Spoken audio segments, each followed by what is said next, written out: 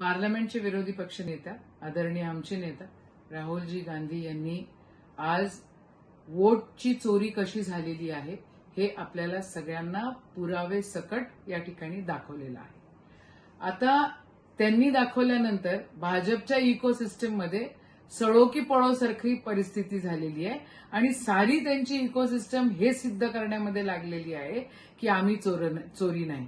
आणि ज्याचं उत्तर निवडणूक आयोगाने द्यायला पाहिजे त्याचं उत्तर आता हे भाजपचे नेते देताना दिसत आहेत. खरं मामला तो गड़बड़ है और चोर के दाढ़ी में तिनका तो यहाँ पे दिख रहा है. अक्षरशः तुम्ही चोरी केली आहे वोटरची हे दिसत आहे. कशी बदमाशी केलेली आहे हेही त्या ठिकाणी सन्मान्य राहुल गांधींनी दाखवून दिलेलं आहे. मग आता निवडणूक आयोगाने हा भाजपचा मुखवटा बाजूला सारला पाहिजे आणि या देशाची लोकशाही बळकट राहिली पाहिजे. म्हणून लोकांचा विश्वास निवडणूक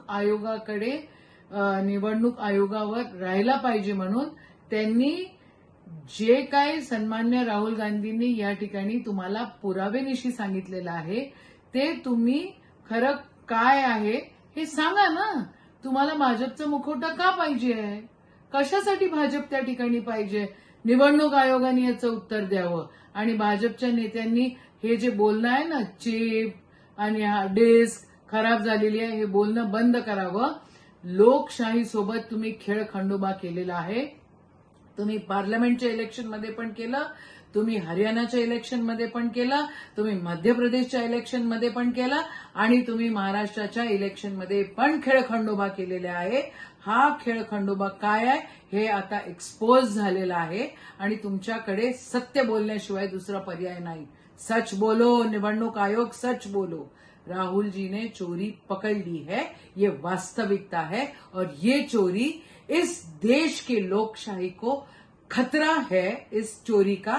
आणि आपल्याला या सगळ्या गोष्टी खरं व्यवस्थितरित्या लोकांपर्यंत आल्या पाहिजे याची जबाबदारी त्या निवडणूक आयोगाने घेतली पाहिजे.